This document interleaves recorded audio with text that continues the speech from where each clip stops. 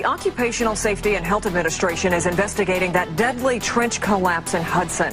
Our investigation found this steel frame box used to shore up trench walls was not used in the area where the workers were trapped. And this 911 call from the scene confirms it. These guys have had a cave-in, didn't have a box. Kind of a morbid scene. I mean, we've got two bodies down in there that we were unable to get to. That's not the outcome that any of us wanted to have. Firefighters say that the men did not have a safeguard around the trench to stop the dirt from collapsing in on them. A man who was repairing an underground sewer line became trapped about 12 feet down a trench. Considering the weight of the dirt, they weren't able to just pull him out because of the compressed dirt inside, as well as the weight of it. And we are continuing with breaking news. A man is dead after a trench collapse. Now the son was trapped up to his neck in dirt.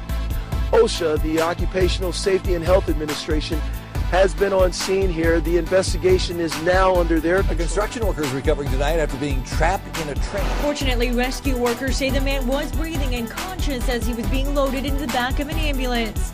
This after being buried in a trench that ran 15 feet deep. It's no secret that excavation work can be dangerous. The Bureau of Labor Statistics reports that, on average, about 70 people die every year due to cave-ins from trenches. Add to that another 1,000 or so workers that get injured every year from cave-ins. 95% of these incidents have one thing in common. They were not properly safeguarded against. And with so many other unpredictable dangers in the construction industry, why expose yourself to injury, leading to lost time, or even the risk of death, when there are clear and simple safety measures you can take to protect yourself? In this video, we'll cover key elements of an excavation, as well as some important safety measures you can take to protect yourself. These will help you determine whether an environment is safe to work in, and if it's not, what you can do to help make it safer, for yourself and those working around you.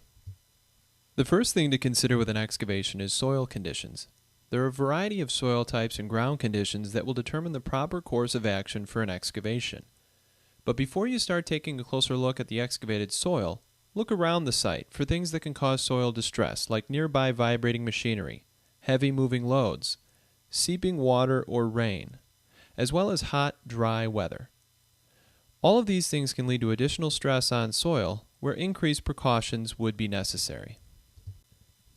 One of the most important factors that can help determine the likelihood of a cave-in is the type of soil that you're excavating. Knowing the type of soil you're working with will help determine the proper slope of that excavation. There are three main classifications of soil types: A, B, and C. Type A is the most stable type and usually consists of clay. If you don't have any of the tools used to determine soil type, a quick way to figure this out is by taking a sample in your hand and pressing your thumb into it. If your thumb sinks in only about 1/4 of an inch, you have type A soil. With type A, the slope of your excavation can be no less than 3 feet horizontal for every 4 feet vertical. If your thumb goes in about 1/4 to 3/4 of an inch, you probably have type B soil. This has a medium level of stability and can be made up of silt, sandy loam, or medium density clay. With type B soil, your excavation slope can be no less than 1 foot horizontal for every 1 foot vertical. This type of soil can also include unstable dry rock or soil that's been previously disturbed. Now, if your thumb penetrates more than 2 inches rather easily, you have type C soil. This is the least stable soil and generally consists of gravel, loamy sand, or soft clay. With type C soil, your excavation slope can be no less than 6 feet horizontal for every 4 feet vertical. Now that you know the proper slope to use for the various different soil types, let's talk about shoring and shielding systems. Shoring and shielding are two different methods of protecting workers in a trench from a cave-in and can be used in conjunction with sloping. Shoring is a support provided to prevent the walls of a trench from caving in. This is typically done using hydraulic, pneumatic, or timber braces. The specific shoring setup that you use depends on the soil type and how deep your excavation will go. Shoring is always installed from the top down and removed from the bottom up. So for example, in a shoring system, the stringers, uprights, and upper cross braces would be installed first. Then the lower stringers and cross braces are put in. The number of rows of stringers and cross braces depends on the depth of the excavation. Upper cross braces should be installed within 2 feet of ground level. If the trench is up to 8 feet deep, 2 sets of stringers and cross braces are required. In a trench 8 to 12 feet deep, 3 sets of stringers and cross braces is required. And a 12 to 15 foot trench requires 4 sets of stringers and cross braces. In looser soil conditions, the uprights should be placed side by side. Plywood can be used in place of some of the uprights as long as the trench is less than 9 feet deep, the plywood is 3/4 of an inch thick or thicker, the uprights are installed at no more than 24-inch centers, and the cross braces do not bear directly onto the plywood but onto the stringers and uprights. A shielding system, on the other hand, is designed less to prevent cave-ins and more to protect workers in the event of a cave-in, and is typically done with the use of what's called a trench box or shield box. Trench boxes typically come pre-assembled and are lowered into the excavation via machinery. No workers should be present in the excavation when a trench box is being lowered or removed. A standard trench box can be rented for about $150 to $200 per day. Once in an excavation or trench, a worker should remain aware of his or her surroundings, as there are several hazards other than cave-ins that can be common in a trench. The first of these is a hazardous atmosphere within the trench.